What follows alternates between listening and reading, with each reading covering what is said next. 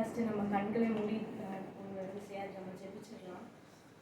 எங்கள் நேசிக்கிற எங்கள் அன்பின் பரலோகத்துக்காகவே இப்பொழுது போயிசப்பா இன்றைய நாளில் எங்களுக்கு நீர் வைத்திருக்கிற எங்களுக்கு அந்த மெசேஜை நாங்கள் ரிசீவ் பண்ண எங்களோட ஹார்ட்டை நீங்கள் ஓப்பன் பண்ண வேணுமா ஜெபிக்கிறோம்.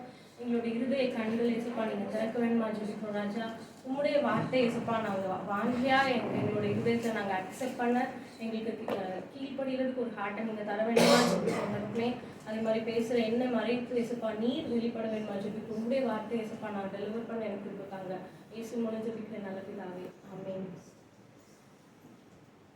எல்லாரும் பார்த்தது ரொம்ப ஹாப்பி. எனக்கு ஃபர்ஸ்ட் ஆஃப் ஆல் 1 year ஆயிடுச்சு பார்த்து எல்லாரையும். நம்ம இன்னைக்கு நான் என்ன டீச் பண்ணோம் அப்படின்னு கேட்டப்ப அப்பா ஆக்சுவலி வந்து சொல்லியிருந்தாங்க முன்னாடியே நான் ஊருக்கு போகிறேன், அதனால ஒரு சண்டே நீ பேச முடியுமா அப்படின்னு கேட்டாங்க. நான் ஃபர்ஸ்ட் டே வந்து நோ அப்படின்னு சொல்லிட்டேன். ஆனால் ஆண்டவர் வந்து இல்லை நீ வந்து பேசணும் அப்படின்னு சொன்னதுனால சரி அப்படின்னு சொன்னேன் அப்பா கிட்ட. ஃபஸ்ட்டே எனக்கு இந்த வேர்டு வந்து ஆண்டவர் கொடுத்தாங்க. அதுக்கப்புறம் நான் ப்ரிப்பேர் பண்ணுறதுக்கு சுத்தமாக டைமே இல்லை. அப்புறம் வாஷிங்டனில் எனக்கு லாங் லேஓவர் இருந்தது. 6 hours ஒரு ஃப்ளைட்டுக்கும் இன்னொரு ஃப்ளைட்டுக்கும் நடுவில் 6 hours இருந்துச்சு. அந்த டைமில் தான் வந்து ஏர்போர்ட்டில் உட்காந்து எடுத்த மெசேஜ் தான் இது. அதுவும் நான் உட்கார்றதுக்கே இடம் இல்லை அவ்வளோவா. அப்போது நான் ஜோக் பண்ணப்போ ஆண்டவர் ஒரு சாப்பல் காமிச்சாங்க. ஏர்போர்ட்லலாம் சாப்பல் இருக்குமான்னு எனக்கு தெரியாது. அந்த சாப்பலில் ஒரு பைபிளும் இருந்துச்சு. அந்த ஏர்போர்ட்டில் இருக்கிற அந்த குட்டி சாப்பலில் இருந்த பைபிளில் ஆண்டவர் கொடுத்த மெசேஜ் தான் இது. ஸோ ஐ ஹோப் எல்லாருக்கும் வந்து இது பிரோஜனமாக இருக்கும் நம்புகிறேன். ஸோ நம்ம ஃபஸ்ட்டு வசனம் எடுத்துக்கலாம்.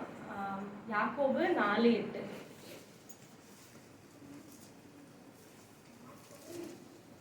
தேவனிடத்தில் சேருங்கள், அப்பொழுது அவர் உங்களிடத்தில் சேருவார். பாவிகளே உங்கள் கைகளை சுத்திகரியுங்கள், இருமனம் உள்ளவர்களே உங்கள் இருதயங்களை பரிசுத்தமாக்குங்கள். தேவனிடத்தில் சேருங்கள், அப்பொழுது தேவன் நம்மளிடத்தில் சேருவார் அப்படின்னு இருக்குல்ல. ஸோ இப்போ ஃபர்ஸ்ட் சேர்றது அப்படின்னா என்ன? தேவனிடத்தில் சேருங்கள் அப்படின்னு இருக்கு கரெக்டா. சேர்றது அப்படின்னா என்னது? கிட்ட வர்றது அப்படின்னு நம்ம நினைக்கிறோம்ல. ஸோ இப்போ என் கை 2 இருக்கு அப்படின்னா ஒன்று நம்ம ஒன்று கர்த்தர்னு வச்சுக்கலாம். இப்போ இந்த 2 கையும் சேர்ந்துருக்கா? இல்லை.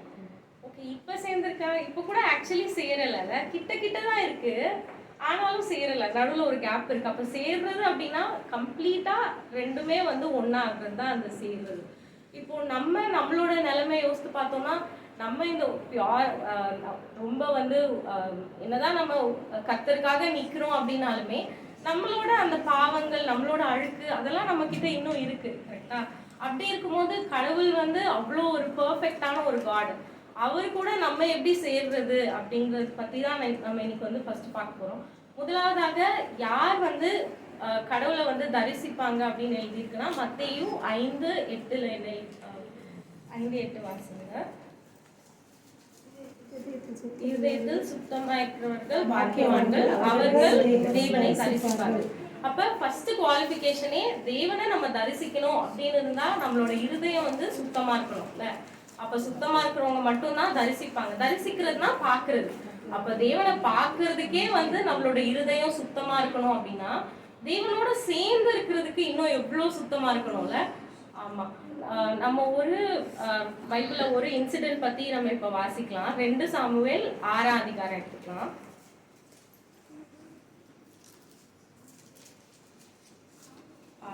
2 சாமுவேல் 6:1-10 வாசிங்க. இன்று தாவீது இஸ்ரவேலர் எல்லாருக்குள்ளும் தெரிந்து கொள்ளப்பட்ட 30,000 பேரை கூட்டி 1-10 கேருபேல்களின் நடுவே வாசமாயிருக்கிற சேனைகளுடைய கர்த்தரின் நாமம் தொழுது கொள்ளப்படுகிற தேவனுடைய பெட்டியை பாலை யூதாவிலிருந்து கொண்டு வரும்படி அவனும் அவனோடு இருந்த அந்த ஸ்தலத்தாரும் எழுந்து போய் தேவனுடைய பெட்டியை ஒரு புது ரதத்தின் மேல் ஏற்றி அதை கிபியாவில் இருக்கிற அபினதாபின் வீட்டிலிருந்து கொண்டு வந்தார்கள். அபினதாபின் குமாரனாகிய ஊசாவும் ஆகியோவும் அந்த புது ரதத்தை நடத்தினார்கள். அவர்கள் தேவனுடைய பெட்டியை ஏற்றி அதை கிபியாவில் இருக்கிற அபினதாபின் வீட்டிலிருந்து நடத்தி கொண்டு வருகிற போது அகியா பெட்டிக்கு முன்னாலே நடந்தான். தாவீதும் இஸ்ரவேல் சந்ததியார் அனைவரும் தேவதாரு மரத்தால் பண்ணப்பட்ட சகலவித கீத வாக்கியங்களோடும் சுரமண்டலம், தம்புரு, மேளம், வீணை, கைத்தாளம் ஆகிய இவைகளோடும் கர்த்தருக்கு முன்பாக ஆடிப்பாடி கொண்டு போனார்கள். அவர்கள் நாகோனின் களம் இருக்கிற இடத்துக்கு வந்தபோது மாடுகள் மிரண்டு பெட்டியை அசைத்தபடியினால் ஊசா தேவனுடைய பெட்டியிடமாய் தன் கையை நீட்டி அதை பிடித்தான்.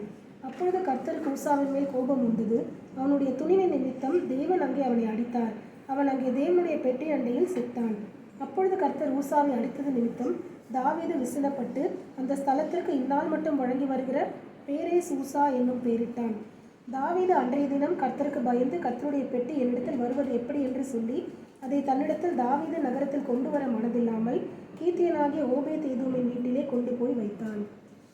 இந்த இடத்துல நம்ம என்ன பார்க்கணும்னா, ஸோ தாவீது ராஜா வந்து இப்போ ராஜாவா அவர் வந்து அனாயின் பண்ணப்பட்டுட்டாங்க. அவருக்கு கிரீடம் கிடைச்சிச்சு, எல்லாம் கிடைச்சிச்சு. இப்போ அவர் யோசிக்கிறாரு, கர்த்தருடைய பெட்டி அந்த ஆர்க் ஆஃப் கவர்னன்ட் வந்து இப்போ இஸ்ரேல்ல இல்லை, கரெக்டா? அது வந்து வேற ஒரு அபினதாப் அப்படிங்கிறவரோட வீட்டுல இருக்கு. அப்போ அவர் வந்து நம்ம எல்லாருக்குமே தெரியும், தாவீது வந்து man after God's own heart அப்படின்னு இருக்கு. கர்த்தருடைய இருதயத்துக்கு பின்னால போற ஒரு மனுஷன். ஸோ அப்படி இருக்கிறவரு அவருக்கு எவ்வளோ ஒரு ஆசையா இருந்திருக்கும்ல, எனக்கு வந்து கர்த்தரோட பெட்டி எப்படியாவது என்கிட்ட இருக்கணும், அதான் வந்து நம்ம காடை நம்ம கிட்ட கொண்டு வரணும் அப்படின்றது தான் அவனோட அந்த ஐடியா, கரெக்டா? ஸோ அப்படி இருக்கும் போது அவன் என்ன பண்றான்னா, ஒரு புது ரதம், ஒரு புது மாட்டு வண்டி எடுத்து அதுல கர்த்தருடைய பெட்டியை வைத்து அந்த ரதத்துக்கு முன்னாடியும் வந்து சும்மா ஒன்றும் அது பாட்டு போல ஃபுல்லா வந்து மியூசிக்கல் இன்ஸ்ட்ருமெண்ட்ஸ் எல்லாத்தையும் கொண்டு வந்து, நம்ம எல்லாருக்கும் தெரியும் தாவீது வந்து சங்கீதக்காரர். ஸோ அவருக்கு பாட்டுனா அவ்வளோ பிடிக்கும். ஸோ எல்லா மியூசிக் இன்ஸ்ட்ருமெண்ட்ஸ் எல்லாத்தையும் கொண்டு வந்து ஒரு பெரிய பார்ட்டி மாதிரி இங்க அவ்வளோ மியூசிக் இன்ஸ்ட்ருமெண்ட்ஸ் முன்னாடி போகுது, பின்னாடி கர்த்தருடைய பெட்டி வருது. இப்போ என்ன ஆகுது, திடீர்னு மாடு லைட்டா தள்ளாடுது. அந்தப்போ அந்த ஊசா என்ன பண்ணான், ஐயோ பெட்டி நகர்ந்துடக்கூடாது அப்படின்னு அவனோட இன்டென்ஷனும் வந்து நகர்ந்துடக்கூடாதுன்னு தான் நினைக்கிறான். உடனே போய் டச் ஆன உடனே என்ன ஆயிடுச்சு, ஊசா அந்த இடத்துலயே செத்து விழுந்துட்டான். ஸோ இப்போ இவங்களோட இன்டென்ஷன்லாம் கரெக்டா தான் இருக்கு இல்ல, அவங்க வந்து நான் கர்த்தரோட பெட்டி அப்படின்னு ஒரு நினைச்சுதான் எடுத்துட்டு வராங்க. ஆனா தேவன் ஏன் அப்படி ஊசாவை வந்து அந்த டச் பண்ண அடுத்த செகண்ட் வந்து என்ன ஆயிட்டான், செத்து போயிட்டான்? ஏன்னா கர்த்தரோட பெட்டி இப்படிதான் எடுத்துட்டு வரணும் அப்படின்னு சொல்லி இதுக்கு முன்னாடியே என்ன சொல்லியிருக்காரு லேவியர் ஆகமத்துல, லேவியர் தான் எடுத்துட்டு வரணும் அந்த பெட்டியை, அதுவும் மாட்டு வண்டியிலயோ எந்த வண்டியிலயோ எடுத்துட்டு வரக்கூடாது. லேவியர் என்ன பண்ணணும், அவங்களோட தோல்ல தூக்கிட்டு தான் கொண்டு வரணும் அப்படின்னு அதுக்குன்னு ரூல்ஸ் அண்ட் ரெகுலேஷன்ஸ் இருக்கு. தாவீதோட ஹார்ட் வந்து நல்லதா இருந்தாலுமே அவன் என்ன பண்ணிட்டான், அதெல்லாம் அந்த ரூல்ஸை மதிக்காம என்ன பண்ணிட்டான், அவன் பாட்டு அவனுக்கு தெரிஞ்ச ஏதோ ஒரு வழிய செஞ்சான், கரெக்டா?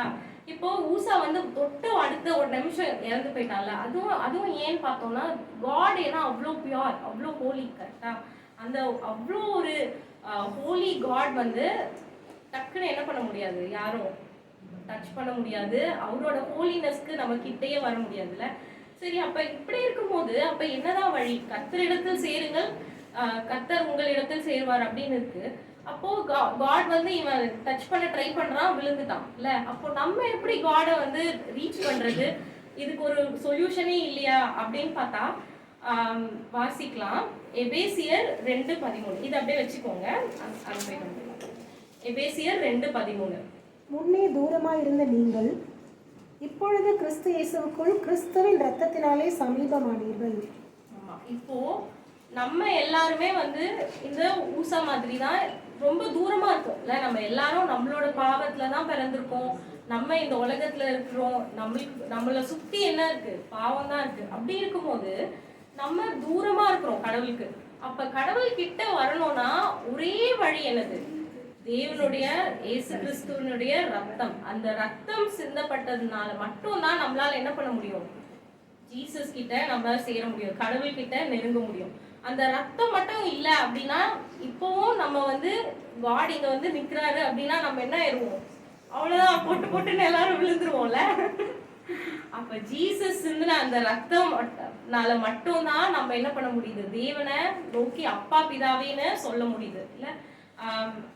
அதே எபேசியர்லயே வந்து 2ஆம் அதிகாரத்துல 2வது வசனம் வாசித்தோம்னா, அவைகளை நீங்கள் முற்காலத்திலே உலக வழக்கத்துக்கு ஏற்றபடியாகவும் கீழ்ப்படியாமையின் பிள்ளைகளிடத்தில் இப்பொழுது கிரியை செய்து வருகிற ஆகாயத்து அதிகார பிரபுவாகி ஆவிக்கேற்றபடியாகவும் நடந்து கொண்டீர்கள்.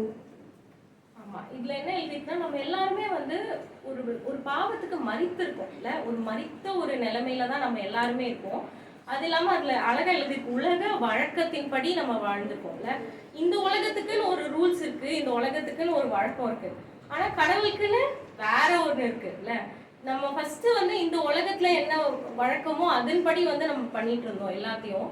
அது வந்து சில டைம் ஓகே, காட் அதை அக்செப்ட் பண்ணுவார். ஆனா சில டைம்ஸ் இந்த உலகத்தோட வழக்கம் கர்த்தருக்கு அருவருப்பானது இல்ல. அப்படி இருக்கும்போது இந்த உலகத்தின் படிதான் நம்ம வாழ்ந்துட்டு இருந்தோம். அதெல்லாம் நம்ம செத்து கடந்தோம். ஆனா தேவன் அவருடைய கிருபையினால என்ன பண்ணாரு, அவருடைய ரத்தத்தை நமக்கு தந்து நம்மள மீட்டு எடுத்திருக்காரு. அந்த ரத்தத்தினால மட்டும்தான் என்ன பண்ண முடியும், நம்ம தேவனோட சேர முடியும். 4வது வசனத்தை 5வது வசனத்தையும் ஒரு வாட்டி வாசிக்கலாம். தேவனோ இரக்கத்தில் ஐஸ்வர்யம் உள்ளவராய் நம்மில் அன்பு கூர்ந்த தம்முடைய மிகுந்த அன்பினாலே அக்கிரமங்களில் மரித்தவர்களாய் இருந்த நம்மை கிறிஸ்துவுடனே கூட உயிர்ப்பித்தார். கிருபையினாலே ரட்சிக்கப்பட்டீர்கள். ஸோ இதுல என்ன என்ன எழுதிருக்குன்னா, நம்ம வந்து கிருபையினால மட்டும்தான் என்ன பண்ணப்படுறோம், ரட்சிக்கப்படுறோம்ல. இப்போ நான் பாவியா இருக்கேன், நான் வந்து கடவுள்கிட்ட சேரணும். அப்பனா நான் என்னோட பாவத்தை நானே கரெக்ட் பண்ணிக்கிட்டா கடவுள்கிட்ட போக முடியுமா? இல்ல. என்ன பண்ணணும், நம்ம பாவியா இருந்தாலும் சரி, நான் இந்த உலக வழக்கத்தின்படி நம்ம நீதிமானாவே இருந்தா கூட பரவாயில்ல. இந்த உலகத்துல சில பேர்லாம் இவன் நல்லவன் அப்படின்வாங்கல்ல. ஆனா அவனும் வந்து தேவனை அறியாதவனா இருந்தாலும் இவன் நல்லவன் தான் சொல்றாங்க. ஆனா அவனால வந்து ஹெவனுக்கு போக முடியுமா? முடியாது.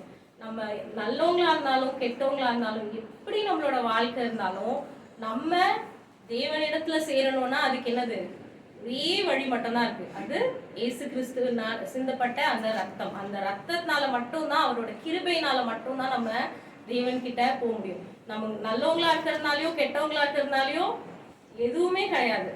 அதுலயே அந்த எபேசியர் 2ஆம் அதிகாரத்திலே பின்னாடி என்ன எழுதிருக்கோம்னா, நீங்க வந்து இதை சம்பாதிக்கல இல்ல. நம்ம யாராவது ரட்சிப்பை சம்பாதிச்சோமா? நான் வந்து நல்லவனா இருந்தேன், நான் 4 பேருக்கு ஒரு நாள் அவன் கஷ்டப்பட்டான், நான் அவனுக்கு ஹெல்ப் பண்ணேன், அதனால நான் ரட்சிப்பை ஏர்ன் பண்ண முடியுமா, சம்பாதிக்க முடியுமா? முடியாது. தேவன் அவருடைய ரத்தத்தை நம்மளுக்கு தந்த ஒரே காரணத்தினாலதான் நம்ம வந்து என்ன பண்றோம், இப்ப நிக்கிறோம். அதே மாதிரிதான் இப்போ யாரோ ஒருத்தவங்க ரொம்ப தப்பு பண்றாங்க, ரொம்ப பாவியா இருக்காங்க, பயங்கரமா குடிக்கிறாங்க அப்படின்னா நம்ம என்ன பண்றோம், டக்குன்னு என்ன பண்ணிடுறோம், கிறிஸ்டியன்ஸ் ஜட்ஜ் பண்ணிடுறோம்ல, இவன் ஒரு பாவி அப்படின்றோம். அப்ப நம்மளும் அதே பாவிதான் இல்ல. நம்ம வேற பாவம் செஞ்சதுனால நம்ம நல்லவங்க கிடையாது இல்ல. தேவன் நமக்கு காட்டின அந்த இரக்கத்தை என்ன பண்ணணும், அவங்களுக்கும் தேவன் காட்டணும்னு தான் நம்ம ஜெபிக்க முடியும். நம்ம திரும்பியும் அந்த 2 சாமுவேல்ல 6வது அதிகாரம் 12வது வசனம் 13வது வசனம் பார்க்கலாம். தேவனுடைய பெட்டை நிமித்தம் கர்த்தர் ஓபேத் ஏதோமின் வீட்டையும் அவளுக்கு உண்டான எல்லாவற்றையும் ஆசீர்வதித்தார் என்று தாவீது ராஜாவுக்கு அறிவிக்கப்பட்டது. அப்பொழுது தாவீது தேவனுடைய பெட்டியை ஓபேத் ஏதோமின் வீட்டிலிருந்து தாவீதின் நகரத்துக்கு மகிழ்ச்சியுடனே கொண்டு வந்தான். கர்த்தருடைய பெட்டியை சுமந்து போகிறவர்கள் 6 தப்படி நடந்தபோது மாடுகளையும் கொழுத்த ஆட்டுக்கடாக்களையும் பலியிட்டான். இப்போ தாவீது வந்து பாக்குறாரு, ஃபர்ஸ்ட் டைம் கொண்டு வர ட்ரை பண்ணாரு, கர்த்தருடைய பெட்டியை எப்படியாவது நம்ம கிட்ட எடுத்துட்டு வரணும்னு கொண்டு வர ட்ரை பண்ணாரு. ஆனா ஊசா என்ன பண்ணாரு, தொட்டாரு, செத்துட்டாரு. இப்ப தாவீதுக்கு பயம் வந்துச்சு. அவர் என்ன சொன்னாரு 10ஆம் வசனத்துல, நான் வந்து எப்படி எடுத்துட்டு வர முடியும், 9வது வசனமா, கர்த்தருடைய பெட்டி என்னிடத்தில் வருவது எப்படி அப்படின்னு கேட்கிறாரு. நான்லாம் பாவிப்பா, இதுக்கப்புறம் நம்ம கிட்ட வேண்டாம் அப்படின்னு சொல்லிட்டு ஓபேத் ஏதோமோட வீட்டுல கொண்டு போய் கர்த்தரோட பெட்டியை வச்சுட்டாரு. ஆனா ஓபேத் ஏதோமோட வீட்டுல இருந்ததுனால ஓபேத் ஏதோம கர்த்தர் ஆசீர்வதிச்சார்ல.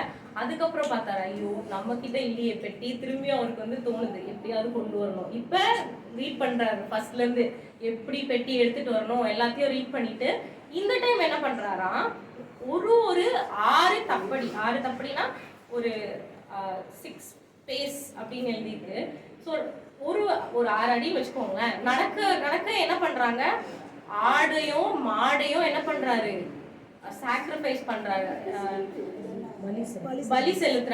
பலி செலுத்துற அந்த ரத்தத்தினால என்ன பண்றாங்க, அவங்க அப்படியே முன்னாடி நடந்து போறாங்க.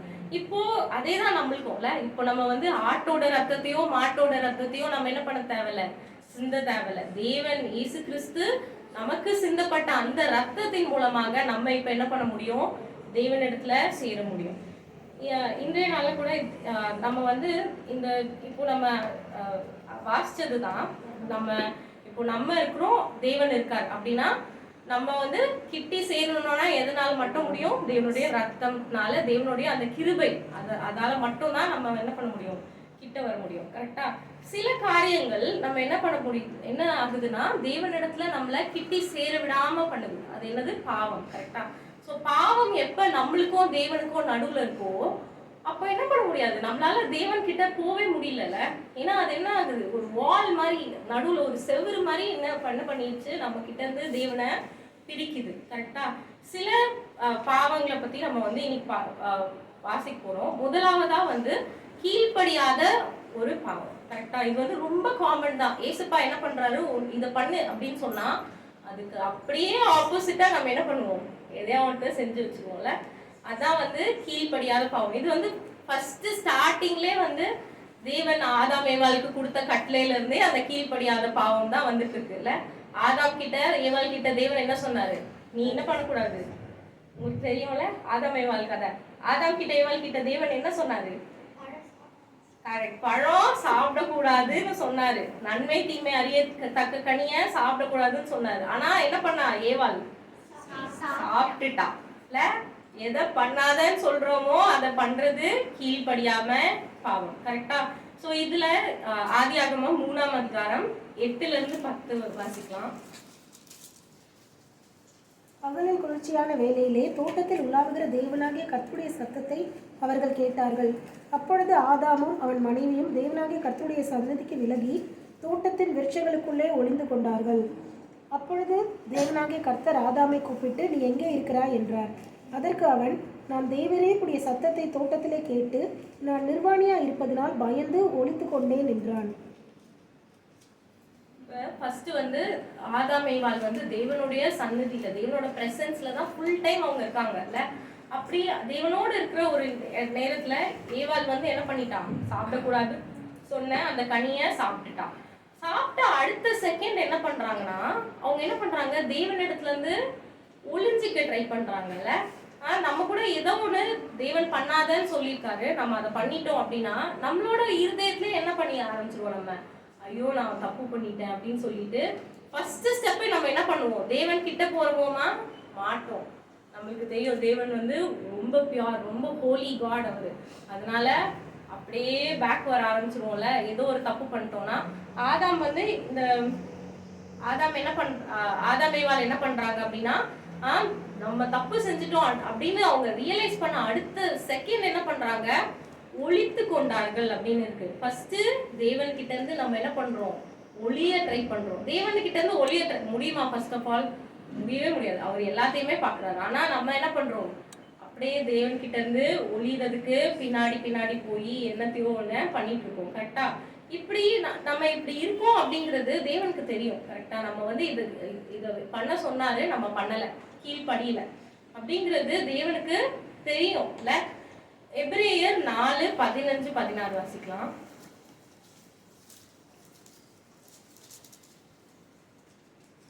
நம்முடைய பலவீனங்களை குறித்து பரிதபிக்க கூடாத பிரதான ஆசாரியர் நமக்கிராமல் எல்லா விதத்திலும் நம்மை போல் சோதிக்கப்பட்டும் பாவமில்லாதிருக்கிறவராகிய பிரதான ஆசாரியரே நமக்கு இருக்கிறார். ஆதலால் நாம் இரக்கத்தை பெறவும் ஏற்ற சமயத்தில் சகாயம் செய்யும் கிருபையை அடையவும் தைரியமாய் கிருபாசன தண்டையிலே சேரக்கடவோம். ஸோ இதில் என்ன எழுதியிருக்குன்னா, இப்போ நம்ம வந்து இந்த தப்பு பண்ணுறோம், ஏதோ ஒரு பாவத்தை நம்ம செய்கிறோம் அப்படின்னா ஏசப்பா வந்து நம்மளை பார்த்து நான் இதை பண்ணாதன்னு சொன்னேன், நீ பண்ணிட்ட, இதுக்கப்புறம் நீ என்கிட்ட வராத அப்படின்னு சொல்கிற ஒரு கடவுளா? இல்லைல்ல. என்ன எழுதியிருக்குன்னா, அவர் வந்து ஹை ப்ரீஸ்ட், அவர் என்ன பண்ணுறாரு, இன்னொரு வாட்டி நம்முடைய பலவீனங்களை குறித்து பரிதபிக்க கூடாத பிரதான ஆசாரியர் நமக்கிராமல். ஆமா. சோ நம்மளோட பலவீனம் இது அப்படின்னு அவர் அறிஞ்சிருக்காரு. கரெக்டா? நம்மளோட பலவீனம், நம்மளுடைய பிழை, நம்மளோட பாவம், அதை வந்து தேவன் அறிஞ்சிருக்காரு. அதனால நம்ம பாவியா இருந்தாலும் தேவன் கிட்ட ஸ்ட்ரெயிட்டா போயிடலாமா? பாவம் செஞ்சாலும் தேவன் கிட்ட சேர முடியுமா? முடியாது. ஊசா மாதிரி தொட்ட உடனே சாவுதான். அப்போ ரெண்டும் இல்லாம தேவனுடைய ரத்தத்தினால மட்டும்தான் நம்ம வந்து தேவன் கிட்டயே போக முடியும். அப்ப தேவனோட ரத்தம் வேணும்னா கூட நம்மளுக்கு இருக்கும்ல, நான் தப்பு பண்ணிட்டேன், நான் எப்படி தேவனோட ரத்தத்தை வந்து நான் எப்படி ஆக்சஸ் பண்றது அப்படின்னு நமக்கு இருக்கும்ல. அதுக்குதான் வந்து தேவன் என்ன எப்படி இருக்காருன்னா, நம்மளுடைய பலவீனங்களை அறிந்த பிரதான ஆசாரியரா இருக்காராம். ஏன்னா அவரும் என்ன பண்ணிருக்காரு, இயேசுப்பா இந்த உலகத்துல வந்து சோதிக்கப்பட்டாரு. ஏதோ வந்து அவர் கடவுளுங்க, அவருக்கு என்ன தெரியும் நம்மளை பத்தி, நான் ஃபேஸ் பண்ற ப்ராப்ளம் பத்தி அவருக்கு என்ன தெரியும் அப்படின்னு நம்மளால சொல்ல முடியாது இல்ல. ஏன்னா ஜீசஸ் என்ன பண்ணாரு, இந்த பூமியில வந்து மனுஷனா வாழ்ந்து மனுஷனுக்கு என்னெல்லாம் சோதனை வருமோ எல்லாத்தையும் அவர் என்ன பண்ணியிருக்காரு, ஃபேஸ் பண்ணியிருக்காரு. ஆனா ஃபேஸ் பண்ணி அவர் ஏதாவதுல தப்பு பண்ணாரா? இல்ல. அவர் என்ன பண்ணிட்டாரு, எல்லாத்தையும் அவர் வின் பண்ணிட்டு போயிட்டாரு. நான் வின் பண்ணிட்டேன், அப்ப நீ தப்பு பண்ணிட்டல, நீ அவ்வளவுதான் அப்படின்னு சொல்ற கடவுளா? இல்ல. அவரு எல்லா விதத்திலையும் சோதிக்கப்பட்டும் எந்த தப்பும் பண்ணாம இருந்தாலும் அவர் என்ன பண்றாரு, நம்ம போற அந்த சோதனைக்கு அவரை பரிதபிக்கிறாராம். பரிதபிக்கிறதுனா என்ன? இப்போ ஒருத்தவங்க ரொம்ப கஷ்டப்படுறாங்க அப்படின்னா அவங்களோட ஷூஸ்ல நம்ம நிப்போம்ல, ஐயோ இவ்ளோ கஷ்டப்படுறாங்களே அப்படின்னு அவங்களோட நிலைமையில நம்ம இருந்து பாக்குறது தான் என்னது, பரிதபிக்கிறது இல்ல. அந்த பரிதபிக்கிறத வந்து தேவன் என்ன பண்றாரு, நம்மளுக்கு தராரு. அதனால நம்ம என்ன பண்ண முடியும் அப்படின்னா 16வது வசனத்துல என்ன எழுதியிருக்குன்னா, நம்ம கிருபாசனம் தானே, தைரியமாய் சேர கடவும், கிருபாசன தண்டையில் தைரியமாய் சேர கடவும். அப்ப ஏதோ ஒரு தப்பு தேவன் வந்து ஆதாம் ஏவாள் கிட்ட, நீ இந்த கனியை சாப்பிடக்கூடாதுன்னு சொல்லிட்டாரு. ஆதாம் ஏவாள் சாப்பிட்டுட்டாங்க. ஆனா ஆதாம் ஏவாள் அதுக்கப்புறம் என்ன பண்ணல, திரும்பி கடவுள்கிட்டே போல இல்ல, அப்படியே பின்வாங்கி போயிட்டாங்க. ஆனா ஏசப்பா நமக்கு சிந்தின ரத்தத்தின் மூலமா நமக்கு என்ன தந்திருக்காருன்னா, நம்ம என்னதான் வந்து தப்பு பண்ணாலும் ஏசப்பா நான் பண்ணது தப்பு அப்படின்னு உண்மையா மனம் திரும்பி நம்ம என்ன பண்ணணும், தைரியமா கிருபாசன தண்டையில போலாம். ஏன்னா நம்ம கையில என்ன இருக்கு, ஜீசஸோட பிளட், ஏசப்பாவோட அந்த ரத்தத்தின் மூலமா நம்ம என்ன பண்ண முடியும், அந்த ரத்தத்தை நம்ம இருக்கிறதுனால.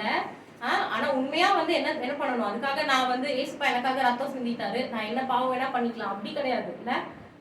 நம்ம வந்து உண்மையா மனம் திரும்பும் போது தேவன் அவருடைய ரத்தத்தை நம்ம மேல தெளிப்பாரு. அந்த ரத்தத்தின் மூலமா நம்ம என்ன பண்ணலாம், திரும்பியுமா அந்த கிருபாசன தண்டையில போய் என்ன கேட்கலாம், அவர்கிட்ட இருந்து கிருபைய நம்ம வாங்கலாம்ல. இதுதான் வந்து ரொம்ப என்ன மற்ற ஒரு மதத்துக்கும் நம்மளுக்கும் இதுதான் வந்து ரொம்ப பெரிய டிஃப்ரென்ஸ்ல. எல்லாரும் வந்து என்ன சொல்றாங்கன்னா, ஏதோ ஒரு பாவம் நீ பண்ணிட்டேன்னா உனக்கு என்னது, அதுக்கான பலன் கிடைச்சே தீரும் அப்படின்னு தான் எல்லா மதத்துலயும் இருக்கு. இப்போ நீ ஏதோ ஒரு தப்பு பண்ணிட்ட அப்படின்னா என்ன பண்ணணும், அதுக்கான பரிகாரம் பண்ணணும் இல்ல. இதை பண்றதுனால இந்த பரிகாரம், அதை பண்றதுனால அந்த பரிகாரம். நம்மளுக்கு அந்த மாதிரி ஏதாவது இருக்கா? இல்ல. நம்ம ஏதாவது ஒரு பாவம் பண்ணிட்டோம்னா நம்ம உண்மையா தேவன் கிட்ட போகும்போது அவர் நமக்காக என்ன தராரு, அவருடைய ரத்தத்தின் மூலமா நமக்கு மன்னிப்பு தராரு இல்ல. அந்த ரத்தத்தின் மன்னிப்பு மூலமா நம்ம என்ன பண்ண முடியும், தேவனிடத்துல சேர முடியும். ஆமா, நம்ம எப்பவுமே ஏதோ ஒரு தப்பு பண்ணிட்டா பிசாசு நம்ம கிட்ட இருந்து கான்ஸ்டன்டா சொல்றது என்னன்னா, நீ தப்பு பண்ணிட்ட, இதுக்கப்புறம் நீ ஏசப்பா கிட்ட போவே முடியாது. அதுதான் கான்ஸ்டன்டா அவன் சொல்றது இல்ல. ஆனா தேவன் என்ன சொல்றாரு, தைரியமாய் கிருபாசன தண்டையில சேர கடவோம் அப்படின்னு எழுதியிருக்கு. சரியா?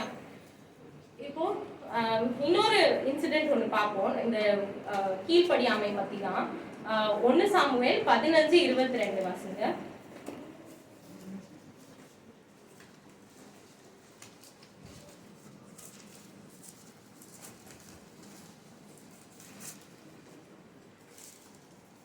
அதற்கு சாமுவேல், கர்த்தருடைய சத்தத்திற்கு கீழ்ப்படுகிறதை பார்க்கிலும் சர்வாங்க தகனங்களும் பலிகளும் கர்த்தருக்கு பிரியமாய் இருக்குமோ?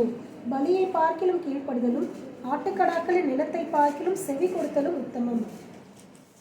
இந்த இடத்துல என்ன நடக்குது அப்படின்னா, சவுல் ராஜா இருக்காரு. அவர்கிட்ட தேவன் வந்து ஒரு கட்டளை தராரு. இப்ப எப்படி ஆதாம் ஏவாள் கிட்ட நீ நன்மை தீமை அறியத்தக்க கனிய சாப்பிடக்கூடாது அப்படின்னு ஒரு கமெண்ட் போட்டாரா, அந்த மாதிரி சவுல் ராஜா கிட்ட தேவன் என்ன சொல்றாருன்னா, அமலேக்கியர் அப்படின்னு ஒரு கும்பல் இருக்காங்க, அந்த கூட்டத்தை நீ என்ன பண்ணணும், ஃபுல்லா அழிக்கணும். அந்த ஒருத்தர் கூட நீ விட்டு வைக்க கூடாது, எல்லாரையும் நீ என்ன பண்ணணும், அழிக்கணும். ஆடு மாடை கூட விடக்கூடாது அப்படின்னு தெளிவா சொன்ன பிறகும் இந்த சவுல் ராஜா என்ன தெரியுமா பண்றாரு, மென்னெல்லாம் வந்து அழிச்சிடுறாரு. ஓகேவா? ஆனா விமனை அழிக்கலன்னு நினைக்கிறேன். அது இல்லாம ஆடு மாடு என்ன பண்ணல, அழிக்கல. ஏன்னா அவர் பார்த்திருப்பாரு, வாவ் செம்ம நல்ல ஆடா இருக்கு, இதை நம்ம வெட்டி சாப்பிட்டோம்னா சூப்பரா இருக்கும், அதனால என்ன பண்ணலாம், பீஃப் பிரியாணிக்கு இந்த மாடை மட்டும் நம்ம குவைட்டா விட்டு வச்சிடலாம், மற்ற எல்லாத்தையும் நம்ம கொண்டுலாம், இதெல்லாம் நமக்கு தேவையில்லை அப்படின்னு சொல்லிட்டு அவருக்கு தேவையானதை மட்டும் எடுத்து வச்சுக்கிட்டு அவருக்கு தேவையில்லாததெல்லாம் கீழ்படிஞ்சிட்டாரு. அப்ப இது கீழ்படுகிறதா? இல்ல, ஒரு பார்ஷியலா கீழ்படுகிறது.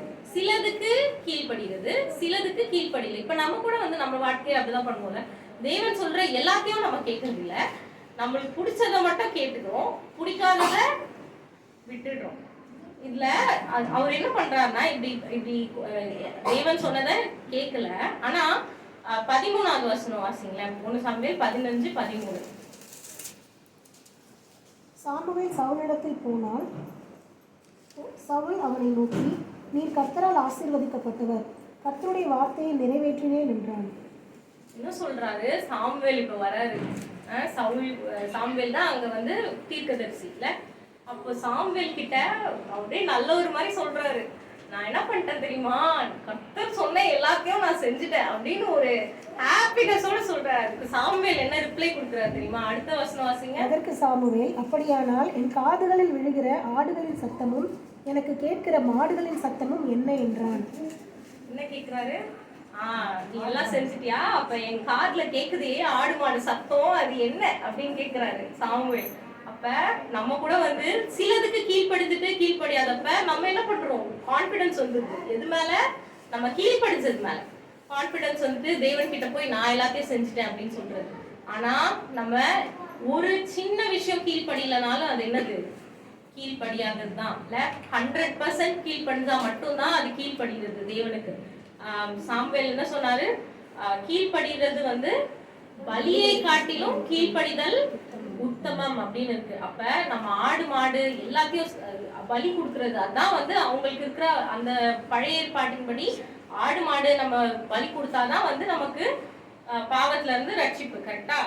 அப்படி அந்த பலியை பார்க்கிலும் நம்ம கீழ்ப்படுகிறது தான் தேவனுக்கு பிரியமான ஒரு காரியம். ஸோ இப்போ நம்ம கீழ்ப்படியாம இருக்கிறது தான் முதலாவதா நம்மளுக்கும் தேவனையும் சேர விடாம இருக்கிற ஒரு பாவம் இல்ல. அப்ப அதை வந்து நம்ம வந்து அதுக்காக அது நம்ம வந்து ஆதாம் ஏவாள் பண்ண மாதிரி கீழ்ப்படியில அப்படின்னு சொல்லிட்டு பின்வாங்கி போக கூடாது. நம்ம என்ன பண்ணணும்?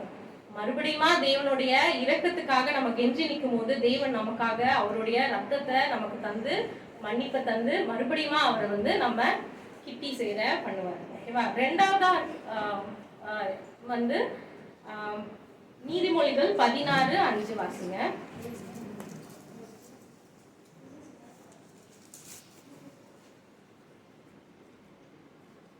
மனமேட்டிமை உள்ளவன் இவனும் கர்த்தருக்கு அருவருப்பானவன். மனமேட்டிமை அப்படின்றது கரெக்டா? மனமேட்டிமைனா என்னது? ரொம்ப வந்து ஒரு ப்ரௌடு வந்துருதுல. சில டைம்லாம் வந்து கீழ்ப்படிவோம், தேவன் சொல்ற எல்லாத்துக்கும் நம்ம கீழ்ப்படிவோம். ஆனா ஏதோ ஒரு சின்ன ஒரு என்ன வந்துடும், மனமேட்டிமை உள்ள நுழைஞ்சிரும்ல. அப்படி இருக்கிறது தேவனுக்கு எப்படி இருக்கான்? அருவருப்பா இருக்குன்னு எழுதியிருக்கு. அப்ப நம்ம வந்து நான் வந்து இதெல்லாம் பண்ணிட்டேன் அப்படின்னு சொன்னா தேவன் எப்படி பார்ப்பாரு? அப்படிங்கிற மாதிரி பாக்குறாராம் அந்த ப்ரௌட் ஹார்ட்டை. அப்ப நம்ம ரெண்டாவதா வந்து என்ன பண்ணக்கூடாது? மனமேட்டிமை இருக்கக்கூடாது இல்ல. 1 சாமுவேல் 15:23 இன்னொரு வாட்டி வாசிங்க.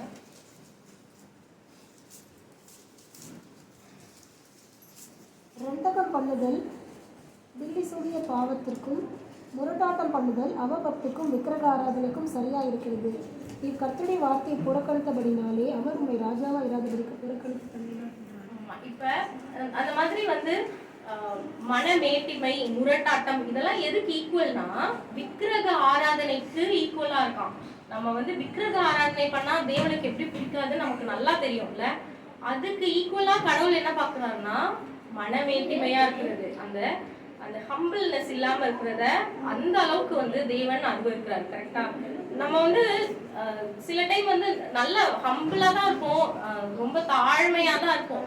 ஆனா ஒரு 4 காசு திடீர்னு வந்துருச்சுன்னா சில பேர்லாம் என்ன ஆயிடுவாங்க, அந்த ஆட்டோமேட்டிக்கா ஒரு மனமேட்டிமை வந்துடும். இது வந்து என் கையால நான் சம்பாதிச்ச காசு, இதுல நான் என்ன வேணா பண்ணுவேன் அப்படின்றது இல்ல. அப்புறம் அம்மா அப்பா நம்மள அவ்வளோ கஷ்டப்பட்டு படிக்க வச்சிருப்பாங்க, அவங்கள என்ன பண்றது இல்ல, மதிக்கிறது இல்லை. அதுக்கப்புறம் நீங்க என்ன படிக்கவே இல்லை அப்படின்னு கேட்கறது. அவங்கதான் உன்னையே படிக்க வச்சாங்க, நீ அவங்கள படிக்கலன்னு வந்து அலட்சியம் பண்றது. இதெல்லாம் என்னது?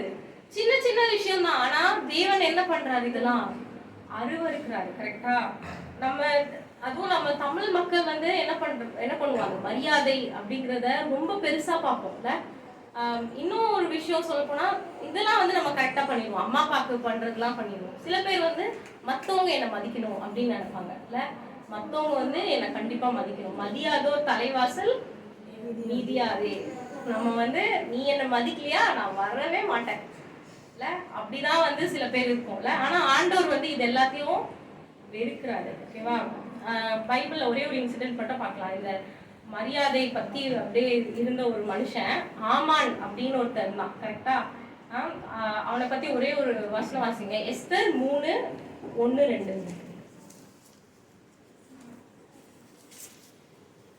இந்த நடவடிக்கைகளுக்கு பின்பு ராஜாவாகிய அகாஸ்வேரு அம்மெதாத்தின் குமாரனாகிய ஆமான் என்னும் ஆகானியனை மேன்மைப்படுத்தி தன்னிடத்தில் இருக்கிற சகல பிரபுக்களுக்கு மேலாக அவனுடைய ஆசனத்தை உயர்த்தி வைத்தான். ஆகையால் ராஜாவின் அரண்மனை வாசலில் இருக்கிற ராஜாவின் ஊழியக்காரர் எல்லாரும் ஆமானை வணங்கி நமஸ்கரித்து வந்தார்கள். அவனுக்கு இப்படி செய்ய வேண்டும் என்று ராஜா கட்டளையிட்டிருந்தான். ஆனாலும் மொர்தெகாய் அவனை வணங்கவும் இல்லை, நமஸ்கரிக்கவும் இல்லை. இப்ப ஆமான் வந்து யாரு அப்படின்னு பார்த்தோம்னா, எஸ்தர் ராஜாட்டியோட அந்த அரண்மனையில இருக்கிற ஒரு மனுஷன். அவன் வந்து யாரும் வந்து லூஸ்லாம் கிடையாது. அவன் வந்து செம்ம இன்டெலிஜென்ட்டான ஒரு மனுஷன். ஓகேவா? ஆமான் அப்படிங்கிறவன் வந்து ரொம்ப வயசான ஒரு மனுஷன். அவன் வந்து அப்படி இருக்கிறதுனால ராஜா என்ன பண்றாருன்னா, ஆமான் அப்படியே உயர்த்தி வச்சிருக்காரு. இவர் தான் வந்து சீஃப் மந்திரி, சீஃப் மினிஸ்டர் மாதிரி இல்ல. அந்த என்டையர் கிங்டம், அது ரொம்ப பெரிய கிங்டம். ஆக்சுவலி இந்தியா வரைக்கும் இருக்கு. எங்க இருந்து கிட்டத்தட்ட அந்த கிரீஸ், அந்த அதுல இருந்து ஆரம்பிச்சு, கிரீஸ் எங்க இருக்கு, யூரோப்ல இருக்கு. அங்க இருந்து இந்தியா வரைக்கும் அந்த ராஜா ஆண்டிருக்காரு. அந்த அந்த கிங்டம்ல ஆமான் தான் யாரு, சீஃப் மினிஸ்டர். அப்ப எவ்வளவு பெரிய ஆள்ல ஆமான். அந்த ஆமானுக்கு என்ன சொல்லியிருக்காருன்னா, ராஜா எல்லாரும் இவரை வந்து வணங்கணும் அப்படின்னு ராஜாவே சொல்லியிருக்காரு. சரியா? அப்ப அவரு ஒரு பெரிய ஆனர்ல இருக்கிற ஒரு பொசிஷன்ல ஆமான் இருந்தான். கரெக்டா? அப்படி இருக்கும்போது இந்த மொர்தெகாய் அப்படிங்கிறவரு யாரு, அவரு எஸ்தரோட சித்தப்பாவா? சித்தப்பா. ஆமா. சோ எஸ்தரோட சித்தப்பா. அந்த மொர்தெகாய் வந்து அவர் ஒரு யூதர். கரெக்டா? யூதரா இருக்கிறதுனால அவர் என்ன பண்ணல, இந்த மொர்தெகாய்க்கு ஆமானுக்கு வணங்கவே இல்லை. அவர் மட்டும். எல்லாரும் வந்து ஆமான் இந்த சைட் போனா எல்லாரும் ஏஞ்சிப்பாங்க, உட்கார்ந்துருக்கவங்க எல்லாம் ஏஞ்சி வந்து வணக்கம் சொல்லுவாங்க. ஆனா இந்த மொர்தெகாய் என்ன பண்றாரு, அவர் பாட்டு குவைட்டா இருக்காரு. ஆமான வணங்கல, நமஸ்கரிக்கல, எதுவுமே பண்ணல. ஏன் அப்படி பண்ணல அப்படின்னா, தேவன் என்ன சொல்லியிருக்காரு, ஃபர்ஸ்ட் கமாண்ட்மெண்ட் 10 கமாண்ட்மெண்ட்ஸ்லயே நீ வேற யாரையும் வணங்க கூடாது, தேவனை மட்டும் தான் வணங்கணும்னு எழுதியிருக்கு இல்ல. அதான் ஆமான் மொர்தெகாய் சொல்லவும் செய்யறாரு. இந்த மொர்தெகாய வணங்கல, ஆமான மொர்தெகாய் வணங்கல அப்படின்றதுனால ஆமான் கூட ஃப்ரெண்ட்ஸ் இருப்பாங்கல்ல, அவங்க என்ன பண்றாங்க, மொர்தெகாய் கிட்ட போய் ஏய் நாங்களாம் குனிறோம், நாங்களாம் வணக்கம் வைக்கிறோம், நீ மட்டும் வைக்கல அப்படின்னு கேக்குறாங்க. அதுக்கு அவர் சொல்றாரு, நான் யூதன் இருக்கிறதுனால நாங்க இந்த மாதிரிலாம் பண்ண மாட்டோம்னு சொல்றாரு. ஆனாலும் இந்த கூட சேர்ந்த அந்த கும்பல் என்ன பண்ணல, ஃப்ரீயா விடல, அமைதியா போய் ஆமான் கிட்ட பத்தி வச்சுட்டாங்க. இல்ல நம்மளும் வந்து இந்த மாதிரி சில பேர் இருப்பாங்க, என்ன பண்ணுவாங்க, குவைட்டா வந்து நம்ம கிட்ட எதையாவது ஒருத்த பத்தி வச்சுக்குவாங்க. அவங்கக்கிட்ட நம்ம என்ன பண்ணணும், எப்பவுமே உஷாரா இருக்கணும். ஸோ இந்த ஆமான் கிட்ட இந்த கும்பல் போய் சொன்ன உடனே ஆமானுக்கு வருது போகும். அது எப்படி, நான் வந்து சீஃப் மினிஸ்டர், எனக்கு தான் எல்லாரும் வந்து வணங்கணும்னு ராஜாவே சொல்லியிருக்காரு. யார் இந்த மொர்தெகாய், அவன் யூதன்றதுனால அவன் வணங்க மாட்டானா? யூதன் அவனை மட்டும்தான் நான் வந்து கொல்ல மாட்டேன். அவனை மட்டும் கொன்னா நான் பெரிய ஆளுன்னு எப்படி தெரியும்? நான் என்ன பண்ணுவேன், அவனையும் கொல்லுவேன், யாரெல்லாம் யூதனோ எல்லாரையும் கொல்லுவேன் அப்படின்னு என்ன பண்ணான் ஆமான். ஒரு சதி திட்டம் தீட்டி என்ன பண்றான், சீட்டு குலுக்கி போடுறான். எல்லாரும் சாவறதுக்கு ஒரு டேட் ஃபிக்ஸ் பண்றதுக்கு சீட் குலுக்கி போட்டு ஒரு டேட் எடுத்து இந்த டேட்ல எல்லாரையும் நான் கொலை பண்றேன் அப்படின்னு சொல்ற அந்த அகந்தை, அந்த ப்ரைடான ஒரு ஹார்ட் யாருக்கு இருந்துச்சு, ஆமானுக்கு இருந்துச்சுல. அவன் எவ்வளவோ இன்டெலிஜென்ட்டா இருந்திருக்கான். ஆனா இந்த ப்ரைட் அப்படிங்கிற ஒரு சின்ன விஷயத்துல அவன் பண்ண தப்புனால தேவன் என்ன பண்ணிட்டாரு, அவனை கடைசியில மொர்தெகாய்க்கு 10 அடி தானே, 10 அடி உயரத்துல ஒரு தூக்கு மேடைய 100 அடியா அவ்வளோ ஹைட்டா என்ன பண்ணாரு, ஒரு தூக்கு மேடையை ப்ரிப்பேர் பண்ணாரு. ஆனா கடைசியில யார் அந்த தூக்கு மேடையில தொங்குனா? ஆமான் தான் தொங்குனாரு இல்ல. அப்ப அந்த அளவுக்கு தேவன் என்ன பண்றாருன்னா ரொம்ப அந்த பிரைடா இருக்கிறவங்கள வெறுக்கிறாரு இல்ல. ஆமான் எவ்வளோ பெரிய ஆளா இருந்தாலும் தேவன் பார்வையில அவர் யாரு? ஒரு சின்ன தூசி. நம்ம வந்து அதை மட்டும் ஞாபகம் வச்சுக்கணும். நம்ம எவ்வளோ வளர்ந்தாலும் சரி, தேவனோட பார்வையில நான் யாரு? ஒரு தூசி. தாவீது ராஜா அழகா எழுதியிருப்பார்ல, நான்லாம் யாரு அப்படின்னு எழுதியிருப்பார்ல. அந்த அந்த ஹம்பிள் இருந்துச்சுன்னா அந்த ஹியூமிலிட்டியை தேவன் பார்த்து என்ன பண்ணுவாங்க, கண்டிப்பா உயர்த்துவார். ஜேம்ஸ்ல எழுதியிருக்குல்ல, நம்ம வந்து தேவனுக்கு முன்பாக நம்ம வந்து மனத்தாழ்மையோட இருந்தா கண்டிப்பா தேவன் என்ன பண்ணுவார், நம்மள தூக்கி உயர்த்துவார். ஆனா உயர்த்தின பிறகும் நம்ம என்ன பண்றோம், நம்மளா தாழ்மையோட இருக்கணும். ஒரு வசனம் வாசிக்கலாம், பிலிப்பியர் 2:6-7.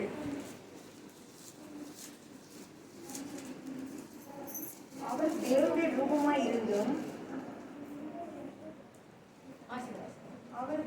ரூபமாய் இருந்தும் தேவனுக்கு சமமாய் இருப்பதை கொள்ளையாடின பொருளாக எண்ணாமல் தம்மை தாமே வெறுமையாக்கி அடிமையின் ரூபம் எடுத்து மனுஷன் சாயலானார்.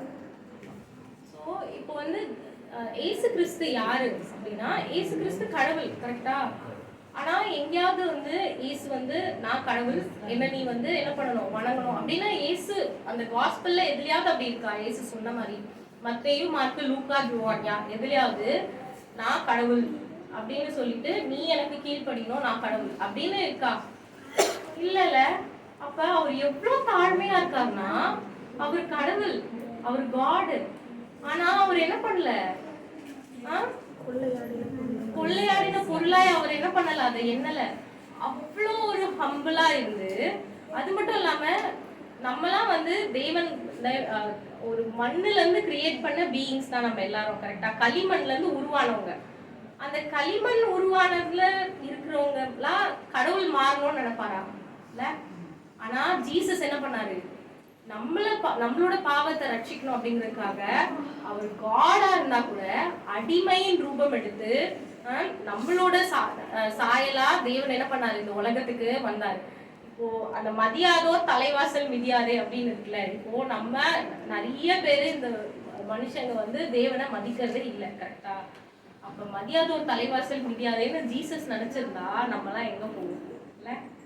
அப்போ நம்ம என்ன பண்ணணும், ஹம்பிளா இருக்கணும். நம்ம அடிமையின் ரூபமா எடுக்கிறதுக்கு தேவன் அவர் வந்து he is willing to take அந்த ஸ்லேவ் ஒரு ஃபார்மை வந்து அவர் எடுக்கிறதுக்கு அவர் வந்து வில்லிங்கா இருக்காருன்னா நம்மளாம் என்ன பண்ணணும், எவ்வளோ கீழே இறங்க முடியுமோ அவ்வளோ கீழே இறங்கணும் இல்ல. ஆமா, அதை வந்து தேவன் வந்து மேன்மைப்படுத்துவார். அப்படி இல்லாம நான் தான் பெருசு அப்படின்னு நினைச்சோம்னா உடனே என்ன வந்துடும், ஒரு பெரிய செவுரு, நம்மளுக்கும் கடவுளுக்கும் நடுவில் ஒரு பெரிய செவுரு வந்துடும். அந்த அரகன்ஸ் வந்து ஆட்டோமேட்டிக்கா தேவன் வெறுக்கிற ஒரு விஷயம். மூணாவது ஒரு விஷயம் நம்ம எல்லாருக்குமே தெரிஞ்சதுதான், உபாகமம் 20:4-5.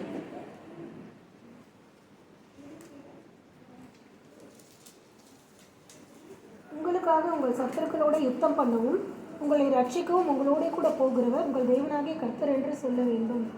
அன்றையும் அதிபதிகள் ஜனங்களை நோக்கி, புது வீட்டை கட்டி அதை பிரதிஷ்டை பண்ணாதிருக்கிறவன் எவனோ அவன் தன் வீட்டுக்கு திரும்ப போக கடவன். அவன் யுத்தத்திலே செத்தால் வேறொருவன் உபாகமம் இல்லை,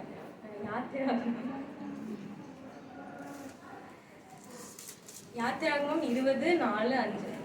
மேலே வானத்திலும் கீழே பூமியிலும் பூமியின் கீழ் தண்ணீரிலும் உண்டாயிருக்கிறவர்களுக்கு ஒப்பான ஒரு சொரூபத்தை ஆகிலும் யாதொரு விக்கிரகத்தை ஆகிலும் நீ உனக்கு உண்டாக்க வேண்டாம். நீ அவைகளை நமஸ்கரிக்கவும் சேவிக்கவும் வேண்டாம். உன் தேவனாகிய கர்த்தராயிருக்கிற நான் எரிச்சலுள்ள தேவனாயிருந்து என்னை பகைக்கிறவர்களை குறித்து பிதாக்குடைய அக்கிரமத்தை பிள்ளைகளிடத்தில் 3ஆம் 4ஆம் தலைமுறை மட்டும் விசாரிக்கிறவராக இருக்கிறேன். இதுல என்ன எழுதிருக்கு அப்படின்னா, நம்ம என்ன பண்ணக்கூடாது, எந்த ஒரு விக்கிரகத்தையும் செய்யக்கூடாது, அதை வணங்கக்கூடாது அப்படின்னு இருக்கு. இது நம்ம எல்லாருக்குமே தெரிஞ்ச ஒரு விஷயம் தான். நான் இது வாசிக்கும் போது நான் வந்து யோசித்தேன், ஏசப்பா இது இது யாரும் பண்ண மாட்டாங்க, எங்க சர்ச்ல யாரும் வந்து ஒரு விக்கிரகத்தை வச்சு அதை வணங்கி அதெல்லாம் நாங்க பண்ண போறது இல்லையா அப்படின்னு யோசித்தா தேவன் என்ன தெரியுமா சொன்னாரு, நம்ம வந்து ஒரு விக்கிரகத்தை வணங்குறது இல்ல, அது மட்டும் இல்லாம அவர் வந்து ஒரு எரிச்சல் உள்ள தேவன் அப்படின்னு இருக்குல்ல, அவருக்கு கொடுக்க வேண்டிய அந்த ஒரு பொசிஷனை நம்ம வேற எதுக்குமே கொடுக்க கூடாது. நம்ம ஒரு விக்கிரகத்தை பண்ண போறது இல்ல, அதுக்கு முன்னாடி வணங்க போறது இல்ல. ஆனா எத்தனை பேரு காலையில எழுந்த அடுத்த செகண்ட் போன் எடுக்கிறோம்? எல்லாருமே என்ன பண்றோம், அதிகாலையிலே தேவனை என்ன பண்றோம், தேடுறோமா? போனை தான் தேடுறோம் ஃபர்ஸ்ட், அப்புறம் தான் தேவனை தேடுறோம். அப்ப நம்ம கொஞ்சம் கொஞ்சமா என்ன பண்ண ஆரம்பிக்கிறோம் அப்படின்னா, தேவனுக்கு கொடுக்க வேண்டிய அந்த ஒரு பொசிஷனை ஒரு வேற எதுக்கும் உனக்கு கொடுக்குறோம்ல, அது விக்கிரகம் அப்படின்னு பழைய ஏற்பாட்டுல இருக்கு.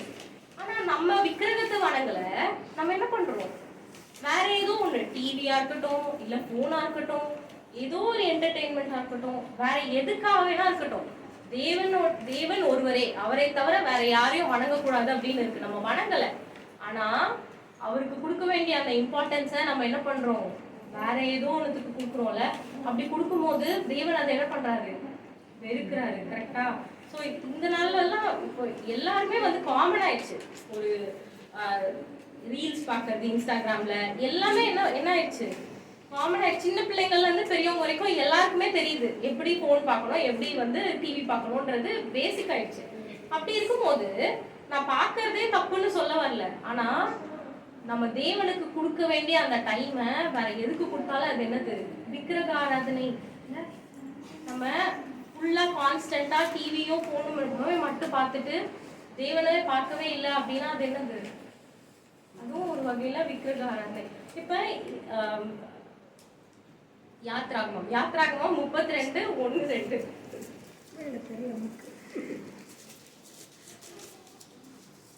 மோசே மலையிலிருந்து இறங்கி வர தாமதிக்கிறது ஜனங்கள் கண்டபோது அவர்கள் ஆரோனிடத்தில் கூட்டம் கூடி அவனை நோக்கி, எகிப்து தேசத்திலிருந்து எங்களை அழைத்து கொண்டு வந்த அந்த மோசேக்கு என்ன சம்பவித்ததோ அறியோம். ஆதலால் நீர் எழுந்து எங்களுக்கு முன்னே செல்லும் தெய்வங்களை எங்களுக்காக உண்டு பண்ண வேண்டும் என்றார்கள். அதற்கு ஆரோன், உங்கள் மனைவியிடம் குமாரத்தினுடைய காதுகளில் இருக்கிற பொன்னணிகளையும் கழற்றி என்னிடத்தில் கொண்டு வாருங்கள் என்றான். இப்ப இவங்க என்ன பண்றாங்கன்னா, ஒரு கோல்டன் ஒரு காஃப் பண்றாங்கல்ல, கன்றுக்குட்டி, ஒரு பொன்னால ஆன ஒரு கன்றுக்குட்டியை அவங்க வந்து என்ன பண்றாங்க. கரெக்டா? அப்ப அவங்க எதுக்காக பண்ணாங்க அப்படிங்கிறது தான் நம்ம பார்க்கணும். நம்ம யாருமே வந்து கோல்டு ஒரு கன்றுக்குட்டி பண்ற அளவு ஃபர்ஸ்ட் நம்ம யார்கிட்டயும் கோல்டு கிடையாது. அது ஃபர்ஸ்ட் விஷயம். எப்படியும் நம்ம இருந்தாலும் பண்ண மாட்டோம் இல்ல, தேவன் தான் நம்மளுக்கு அப்படின்னு நம்ம உறுதியா பற்றி கொள்றோம். ஆனா அவங்க ஏன் அதை பண்ணாங்க அப்படின்னு பார்த்தா, மோசே என்ன பண்றாரு, 40 நாள் இரவும் பகலும் என்ன பண்றாரு, மலையில, சீனாய் மலையில தேவன் கிட்ட இருந்து கட்டளைகளை பெறுறதுக்காக ஒரு மலைக்கு மேல ஏறி போயிட்டாரு. இந்த ஜனக்கூட்டம் யாரை நம்பி வந்திருக்கு, மோசேயோட பேச பார்த்து எங்க இருந்து, எகிப்து தேசத்துல இருந்து அவங்க கடலெல்லாம் வந்து தாண்டி வந்திருக்காங்க. இப்ப அவங்க இவ்வளோ நாள் பார்த்துட்டு இருந்த அந்த மோசே இல்ல. அப்ப அவங்களுக்கு என்னன்னா ஒரு பயம் வருது, இவ்வளோ நாள் வந்து மோசே இருந்தாரு, இப்ப மோசே இல்ல, அவருக்கு என்ன ஆச்சுன்னு எனக்கு தெரியல. அப்போ அந்த பயம் என்ன பண்ண வைக்குதுன்னா, அவங்கள இது இவ்வளோ நாள் மோசே தான் அவங்கள லீட் பண்ணாருன்னு நினைக்கிறதே ஃபர்ஸ்ட் தப்பு. கரெக்டா? யார் வந்து நடத்திட்டு இருந்தாரு, கர்த்தர் தான் மேக ஸ்தம்பமா அக்கினி ஸ்தம்பமா முன்னின்று அவங்க முன்னாடி போனார். ஆனா அவங்க அதை பார்க்கல, மனுஷனை பார்த்துட்டாங்க இல்ல. அந்த மனுஷன் போன அடுத்த செகண்ட் ஒரு எம்டினஸ் கிரியேட் ஆகுதுல்ல அங்க. அந்த மனுஷன் இல்லாத ஒரு இடத்த அவங்களுக்கு ஃபீல் பண்றதுக்கு தெரியல, தேவன் தான் அதுன்னு அவங்களுக்கு தெரியல. அந்த இல்லாத ஒரு என்ன சொல்றது, காலியான ஒரு இடம் அவங்க ஹார்ட்ல இருக்கு. அந்த காலியான ஒரு இடத்த ஃபில் பண்றதுக்கு அவங்க என்ன பண்றாங்க, ஒரு விக்கிரகத்தை தேடுறாங்க. ஆக்சுவலி இதுதான் நம்ம முக்காவாசி பேர் வந்து ஒரு போனையோ ஒரு என்டர்டெயின்மெண்ட்டையோ நாடி போறதுக்கான மெயின் ரீசனே இதுதான்ல. நம்மளுக்கு ஒரு காலியான ஒரு இடம் இருக்கு. ஒரு சில பேர் வந்து ஒரு லோன்லியான ஒரு ஃபீலுக்கு போறாங்க, ஒரு யாருமே இல்ல ஒரு தனிமை இல்ல, ஒரு தனிமைக்குள்ள போகும்போது நம்ம என்ன பண்றோம்னா ஆட்டோமேட்டிக்கா அந்த தனிமையை ஃபில் பண்றதுக்கு வேற ஏதாவது கிடைக்குமா அப்படின்னு தேடுறோம்ல. அந்த டைம்ல பிசாசு என்ன பண்ணுவான், அழகழகா இருக்கிற போஸ்டையும் இன்ஸ்டாகிராமையும் வீடியோவையும் தூக்கிட்டு வந்துருவான் இல்ல. அப்ப நம்ம தனிமையில அந்த போஸ்டையும் இன்ஸ்டாகிராமையும் இப்படி திரும்பி போயிட்டே இருக்கும்போது தேவன் என்ன பண்ணிடுறோம், மறந்துடுறோம். ஆனா தேவன் ஒரு தனிமையான நிலைமையை கொண்டு வந்தாருன்னா அதுக்கும் தேவன் என்ன பண்ணிருக்காரு, ஒரு பர்பஸ் வச்சிருக்காரு. அதுக்கு கூட ஒரு அதுக்கு கூட ஒரு ரீசன் இருக்கு. கரெக்டா? நம்ம என்ன பண்ணக்கூடாது, அந்த ஒண்ணு பயம் இல்ல, இந்த இஸ்ரவேல் ஜனங்களுக்கு யார் இதுக்கப்புறம் நம்மள கூட்டிட்டு போவா, மோசே இல்ல அப்படின்ற ஒரு பயம். சில பேர் பயமா இருக்கிற டைம்ல போன் எடுத்துப்பாங்க. சரி ஓகே, இது பார்த்தா எனக்கு கொஞ்சம் ரிலாக்ஸிங்கா இருக்கு, இப்போ இருக்கிற பிரச்சனை நிறைய இருக்கு, எனக்கு இந்த பிரச்சனையை எப்படி சால்வ் பண்றதுன்னு தெரியல, நான் என்ன பண்றேன், கொஞ்ச நேரம் ரீல்ஸ் பார்க்க போறேன். நிறைய பேர் இதான் நம்ம பண்றோம்ல, நான் என்னையும் உட்படதான் நான் சொல்றேன். அப்ப நம்ம பயமா இருக்கிற டைம்ல போனை தேடுறோம், டிவியை தேடுறோம், இல்லாட்டி தனிமையா இருக்கிற டைம்ல போனை தேடுறோம், டிவியை தேடுறோம். அப்படி இருக்கும்போது தேவன் என்ன எக்ஸ்பெக்ட் பண்றாருன்னா, அதுக்காக தான் அவர் இருக்காரு. கரெக்டா? நம்மளோட எல்லா தேவைகளையும் சந்திக்க கூடியவர் ஒரே ஒருத்தர் தேவன் மட்டும்தான் இல்ல. வேற யாரு, எந்த ஹியூமன் பீயிங்கும் நம்மளோட எல்லா ப்ராப்ளமையும் எல்லா தேவைகளையும் சந்திக்கவே முடியாது. நம்மளுக்கு காசு இருந்தாலும் சரி இல்லைனாலும் சரி, யார் மட்டும்தான் வந்து நம்மளோட தேவைகளை சந்திக்க முடியும், தேவன் மட்டும்தான். அப்ப நம்ம முதலாவது தேவனுடைய ராஜ்யத்தையும் அவருடைய நீதியும் தேடுங்கள் அப்படின்னு சொல்லும் போது ஃபர்ஸ்ட் என்ன பண்ணணும், தேவனை மட்டும் தேடணும் இல்ல. நம்ம வந்து காலையில இருந்தே ஆரம்பிச்சு ஃபுல்லா வந்து கான்ஸ்டன்டா எதையோ ஒண்ணு பார்த்துட்டு இருக்கோம். நம்ம பாக்குறது சில டைம் கெட்டது, சில டைம் கெட்டது கூட கிடையாது. எல்லாரும் வந்து நீங்க வந்து போன் பாக்குறது ரொம்ப மோசமான காரியத்தை பாக்குறீங்கன்னு நான் சொல்ல வரல. ஆனா நீங்க அது வந்து ஒரு டைவர்ஷன் மாதிரி ஆயிடுச்சு. இப்ப நம்மளோட பிரச்சனையை நம்ம வந்து ஃபேஸ் பண்றதுக்கு இல்லாம நம்ம என்ன பண்றோம், வேற எதையும் ஒருத்த பண்ணிட்டு இருக்கோம் சம்பந்தமே இல்லாம. நம்மளோட டைம்ன்றது ப்ரெஷியஸ், அதை நம்ம வேஸ்ட் பண்ணிட்டு இருக்கோம். ஸோ நான் கடவுள் வந்து என்ன சொல்றாரு, விக்கிரக ஆராதனை பண்ணக்கூடாது அப்படின்னா நம்ம தேவன் ஈடா எதை இம்பார்ட்டன்ஸ் கொடுக்குறோமோ தேவனை தவிர வேற யாருக்கும் நம்ம வந்து இம்பார்ட்டன்ஸ் கொடுக்கக்கூடாது. அதுதான் வந்து மூணாவது காரியம். நான் ஆல்ரெடி ரொம்ப எடுத்துக்கிட்டேன், இன்னும் கொஞ்சோண்டு இருக்கு, நான் வந்து சொல்லி முடிச்சிருவேன். 6 மணி நேரம் எனக்கு லே ஓவர்ன்றதுனால நிறைய எழுதிட்டேன் போல. சரி, இது 3 தான் வந்து. ஆனா மெயினா வந்து காட் சொன்னது நம்மளுக்கும் தேவனுக்கும் நடுவுல இருக்கிறது இல்ல. ஃபர்ஸ்ட் கீழ்ப்படியாமைன்ற பாவம், அவர் என்ன சொல்றாரோ அதை பண்ணணும். நம்ம அது வந்து 100% பண்றோமா அப்படிங்கறதும் ரொம்ப இம்பார்ட்டன்ட். சவுல் மாதிரி கொஞ்சமா பண்ணிட்டு கொஞ்சமா விட்டு வைக்கிறது கிடையாது.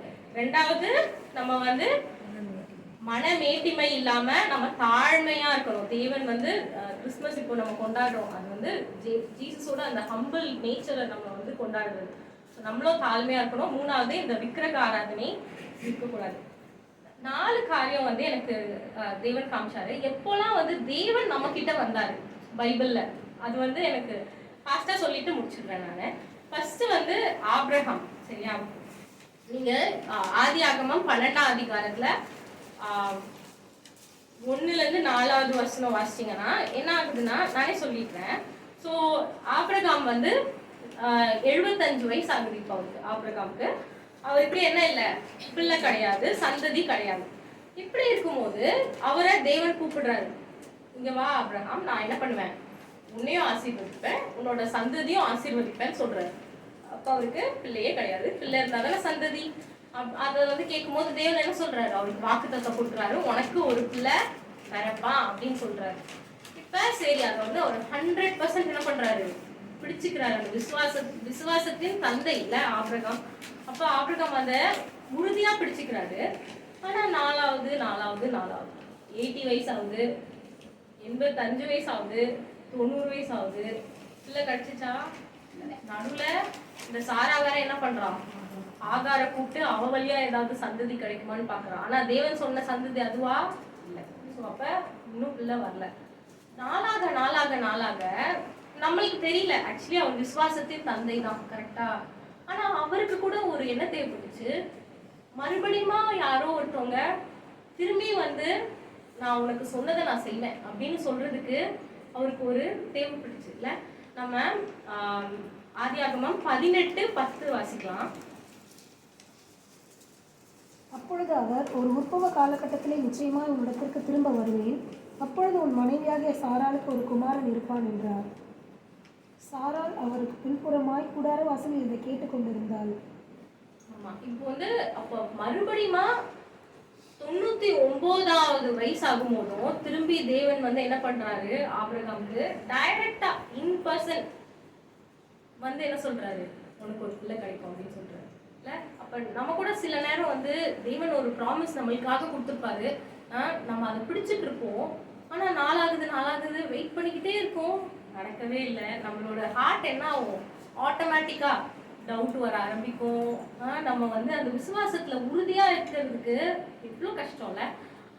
நம்மளோட விசுவாசத்தை துவக்குகிறவரும் முடிக்கிறவருமா இருக்கிறவர் யாரு, ஏசுல. ஏசுப்பா தான் நம்மளோட விசுவாசத்தோட ஸ்டார்டிங் அவர் தான், எண்டிங்கும் அவர் தான். அவரால் தான் நம்ம விசுவாசிக்கிறோம்.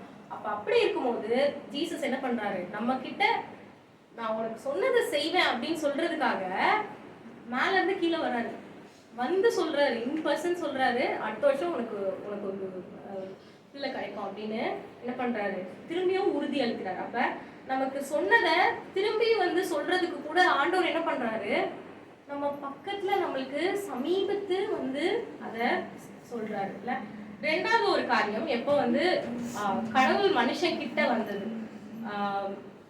நியாயாதிபதிகள் 6:1-6.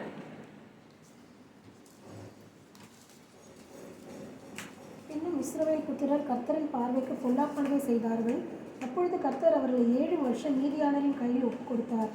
மீதியானியர் கை இஸ்ரவேலின்.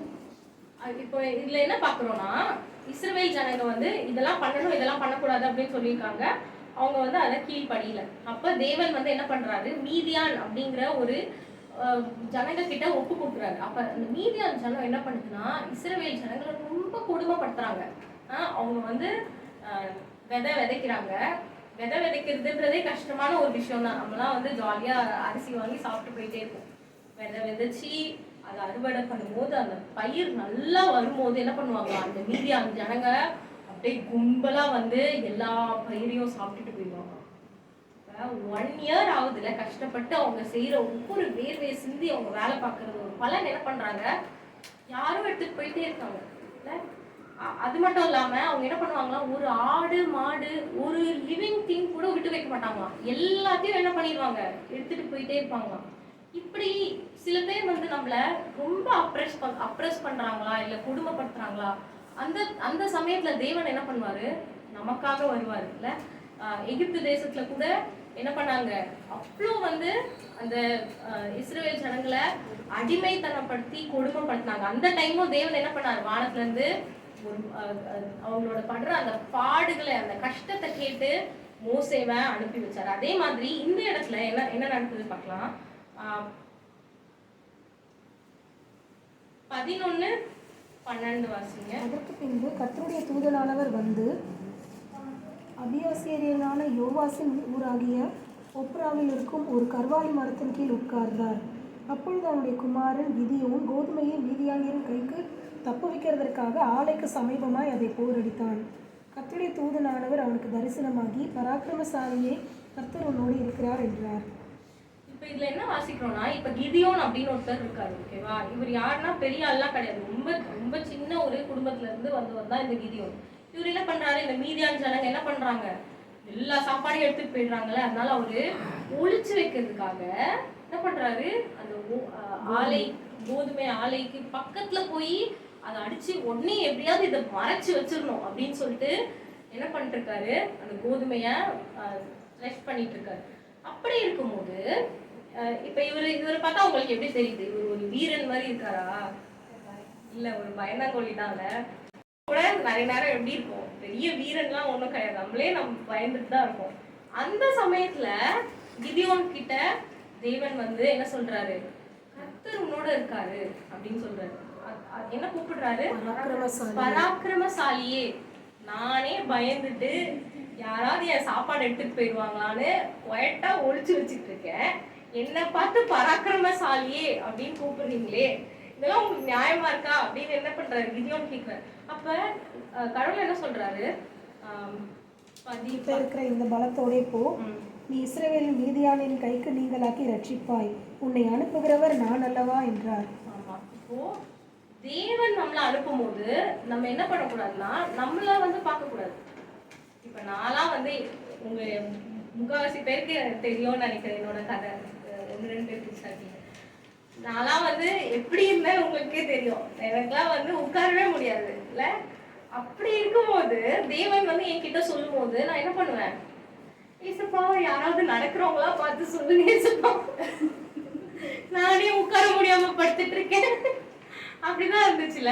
ஆனா உங்களெல்லாம் தேவன் தெரிஞ்செடுத்துக்காரு அப்படின்னா கடவுள் என்ன பண்ணுவாரு, உங்களை வச்சுதான் அதை வந்து பண்ணுவாரு இல்ல. அப்போ கடவுள் நம்ம கூட இருக்கும்போது நம்ம என்ன பண்ணுவாரு, தேவன் நம்மளோட பேட்டில ஃபைட் பண்றதுக்கு நம்மளுக்கு பலம் தருவாருல்ல. அதுக்கு வந்து நம்மளுக்கு எந்த தகுதியுமே தேவையில்லை. நம்ம 100% ஒப்பு கொடுத்தா மட்டும் போதும். நம்ம வந்து நம்ம பலவானி இல்லையா அதெல்லாம் கடவுளுக்கு தெரியும். நம்ம பயந்தாங்கோலியா இருந்தா ஒரு கிதியோனை பார்த்து பராக்கிரமசாலியே அப்படின்னு கூப்பிட்டாருன்னா அவருக்கு என்ன பாக்குறாருன்னா, தேவன் வந்து நம்ம இப்ப இருக்கிறத பாக்குறோம், ஆனா தேவன் வந்து நம்மள எப்படி மாத்த போறாருன்னு பாக்குறாரு இல்ல. உங்க எல்லாரையுமே அவரை வந்து வேற மாதிரி அழகா வந்து சிருஷ்டிக்கிறதுக்கு உருவாக்கி இருக்காரு கரெக்டா. அப்ப எந்த ப்ராடக்ட தான் தேவன் பாக்குறாரு, பராக்கிரமசாலியா அவன் ஃபைட் பண்ணி முடிச்சதை தான் தேவன் பாக்குறாரு. நம்ம தான் என்ன பண்றோம், நம்மளோட கரண்ட் சிச்சுவேஷனை இப்ப இருக்கிறத நம்ம பார்த்துட்டு இருக்கோம். அப்ப நம்ம 100% தேவனை நம்பி நம்ம ஒப்பு கொடுக்கும் போது தேவன் என்ன பண்ணுவாரு, நம்மள அந்த அவர் என்ன ஆக்கணும்னு நினைக்கிறாரோ அதை கண்டிப்பா ஆக்குவார் சரியா. ஸோ ரெண்டாவது இந்த நம்மளுக்குன்னு வச்சிருக்கிற ஒரு பர்பஸ் இருக்கும்ல. நம்ம எல்லாருக்குமே ஒரு தேவன் ஒரு பர்பஸ் வச்சிருக்காருல்ல, ஒரு பிளான் வச்சிருப்பாரு, திட்டம் வச்சிருப்பாரு. அந்த திட்டத்தை நிறைவேற்றுறதுக்கும் நம்மளால சுயத்தால எதுவுமே பண்ண முடியாதுன்னா அதுக்கும் என்ன தேவை, தேவனோட உதவிதான் தேவை. அந்த திட்டத்தை நிறைவேற்றுறதுக்கு தேவன் என்ன பண்ணுவாரு, நம்ம கிட்ட வருவாராம். நான் ஏதோ ஒண்ணு கிதியோன் வந்து சண்டை போட்டு ஜெயிக்கிறானா அதனால தேவனுக்கு என்ன பயன், ஒண்ணுமே கிடையாது கரெக்டா. ஆனா தேவன் என்ன பண்றாரு, அவன் கிட்ட வராரு. ஸோ எப்போ கடவுள் நம்ம கிட்ட வருவாருன்னா நமக்கு ஃபர்ஸ்ட் ஆபிரகாமுக்கு திரும்பி ஒரு திடபலன் தரதுக்காக வந்த மாதிரி. ரெண்டாவது விஷயம், நம்ம என்ன பண்ண போறோம் அப்படின்னு நம்ம கிட்ட சொல்றதுக்காக கடவுள் என்ன பண்ணுவாரு, நம்ம கிட்ட வருவாரு. மூணாவது ஒரு காரியம் ஆல்ரெடி நம்ம லைட்டா பார்த்ததுதான், 1 ராஜாக்கள் 19:1.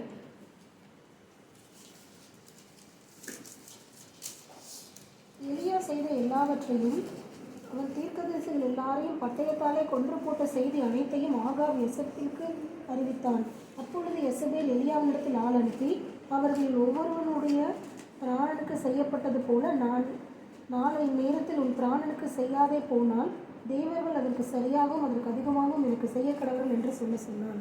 ஆமா, இப்ப இந்த பாகாலோட தீர்க்கதரிசிகள் எல்லாரும் செத்துட்டாங்க அப்படின்னு எசபேலுக்கு தெரிஞ்ச உடனே, எசபேலுங்கிறவ ஒரு மோசமான ஒரு ராணி சரியா, அவளுக்கு தெரிஞ்ச உடனே அவன் என்ன பண்றான்னா, யாரெல்லாம் செத்தாங்களோ அதே மாதிரி எலியா சாவுறானா இல்லையான்னு பாருங்க அப்படின்னு ஒரு வார்த்தை தான் சொல்றான். உடனே என்ன ஆயிட்டாரு, எலியா பயந்து போயிட்டு வனாந்திரத்துக்கு போயிட்டாராம். டெசர்ட்டுக்கே ஓடி போயிட்டாரு. அதுவும் ஒரு நாள் பிரயாணம் பண்ணி போயிருக்காரு. அப்போ ஒரு நாள் ஃபுல்லா நடந்து ஒரு வனாந்திரத்துக்கு யாருமே இல்லாத ஒரு இடத்துக்கு போய் கிட்டத்தட்ட ஒளிஞ்சுக்கிட்டாரு. அவ்வளவுதான் இல்ல. ஒரு சூரிய செடிக்கு கீழே உட்கார்ந்து என்ன சொல்றாரா, போதும் கர்த்தாவே என் ஆத்துமாவை எடுத்துக்கொள்ளும், எனக்கு போதும்பா சாமி, தயவு செஞ்சு என்ன கொன்றுங்க அப்படின்னு சொல்றாரு இல்ல. யாரு, எலியா. இப்போதான் அதுக்கு முன்னாடி அதிகாரத்துல அத்தனை பாகால் தீர்க்கதரிசிகளை கொல்றதுக்கு ரீசனா இருந்த ஒருத்தர். அவர் என்ன சொல்றாரு, ஒரே ஒரு வார்த்தை தான் இசபேல் சொன்னான். அந்த வார்த்தைக்கு ஒரு பயந்து நடுங்கி என்ன பண்ணாரு, தனிமைக்கு ஓடி போய் இதுக்கு மேல என்னால எதுவும் பண்ண முடியாது அப்படின்ற ஒரு நிலைமையில வந்து உட்கார்ந்துருக்காரு. அந்த டைம்ல தேவன் என்ன பண்றாரு, எலியாக்கு அந்த சூரிய செடிக்கு கீழே இருக்கும் போது கூட ஏசப்பா அவரை பார்த்து ஒரு தூதனை அனுப்பி ஃபர்ஸ்ட் என்ன பண்றாரு, எழுந்திருந்து போஜனம் பண்ணு. சில டைம்ல நம்மளுக்கு வந்து மெயின் ப்ராப்ளமே வந்து நம்ம சாப்பிட்டுருக்க மாட்டோம், கோவமா இருக்கும். ஹேங்க்ரி அப்படின்னு ஒரு வேர்ட் இருக்குல்ல, ஹங்கிரியும் ஆங்கிரியும் சேர்ந்த ஒரு டேர்ம். ஆமா, சில டைம்ல அது வந்து தேவனுக்கு எவ்வளவு தெரியுது பாருங்க. ஹேங்க்ரி மோடு கூட தேவன் கண்டுபிடிச்சி ஃபர்ஸ்ட் நீ சாப்பிடு அப்புறமா நான் பேசுறேன் அப்படின்னு சாப்பாடு கொடுத்து அப்புறம் சொல்றாரு, நீ எங்க போகணும், என்ன பண்ணணும் எல்லாத்தையும் சொல்றாரு. அப்ப சில டைம்ல நம்ம வந்து தேவன் நம்மள யூஸ் பண்ணியிருப்பாரு. முன்னாடி எவ்வளோ வந்து நம்ம வந்து தேவனுக்காக நின்றுப்போம். ஏதோ ஒரு கஷ்டம், ஏதோ ஒரு பிரச்சனை வரும்போது நம்ம என்ன பண்றோம், இதுக்கு மேல என்னால ஒண்ணும் முடியாது அப்படின்னு சொல்லிட்டு என்ன பண்றோம், ஒரு சோர்வான நிலைமையில இருக்கும்போது தேவன் நம்மளை பார்த்து நம்ம கிட்ட என்ன பண்றாரு, தேவன் வானத்துல இருந்து வந்து நம்ம கிட்ட வர. நாலாவது ஒரே ஒரு விஷயம் சொல்லி முடிச்சிடுறேன். யோவான் 5:2. ஸோ இங்க என்ன நடக்குது அப்படின்னு பாத்தீங்கன்னா, நம்ம எல்லாருக்கும் தெரிஞ்ச ஒரு கதை தான். பெதஸ்தா அப்படிங்கிற ஒரு குளம் இருக்கு இல்ல, அந்த குளத்துல 38 வருஷம் என்ன பண்ணிருக்கான், அந்த குளத்திலேயே படுக்கையா இருந்திருக்கான். அவனுக்கு நகரவும் முடியாது, எதுவுமே பண்ண முடியாது.